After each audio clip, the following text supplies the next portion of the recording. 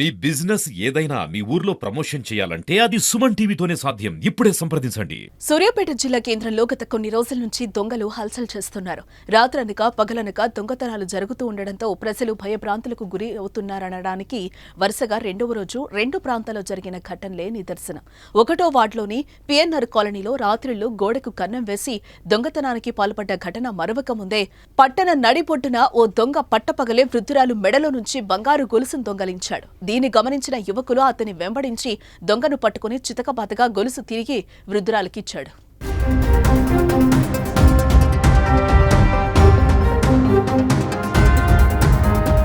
వృద్ధురాలు చంద్రకళ విద్యానగర్ నుంచి 60 ఫీట్ల రోడ్డు మీదుగా నలంద జూనియర్ కళాశాల వద్ద నుంచి డీమార్ట్కు వెళ్తోంది.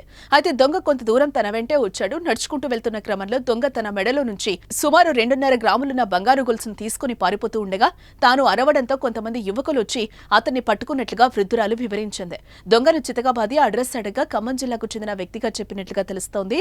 సమాచారంతో దొంగను అదుపులోకి తీసుకున్న పోలీసులు కేసు నమోదు చేసుకుని దర్యాప్తు చేస్తున్నారు. ఇది నేను ఆడం వస్తున్నానండి, డిమార్ట్ పోదామని పోతున్నా సారు. డిమార్ట్ పోతుంటే కారం మిల్లు ఉన్నదండి. కారం మిల్లు కొద్దిగా అంటే ఒకటే అడుగు అయితే కారం మిల్లు వస్తుంది. ఏది నాది చేయి మీద చేయలేడు, చూసేసరికి వేసుకొని ఉత్తనే ఉండు. అయితే ఏంద్రా దొంగ దొంగ దొంగ ఏంద్ర నా తీసుకుపోతేనే అరుస్తూనే ఉన్నా దొంగ దొంగ అనగానే వాళ్ళు వెళ్ళిండు. ఎన్ని తులాల బంగారం అన్నది? అది 2 తులాల కొంచెం పెచ్చు ఉంటదండి. నిన్నేమన్నా అడిగిందా? అదొకటి అడిగాను. ఏం అడగలేదు, వాడు మాట కూడా మాట్లాడలేదు. నా వెనకంగా వచ్చి నేనే ఉందో వాడు వెనకంగా వచ్చిందో తెలియదు. ఇట్లా గుంజింది కదండి, గుంజేసరికి చెవుకి ఇదేనమ్మా ఇదేనండి చూసుకో దొరికిందండి. ఆడ పడ్డాడు చూద్దాం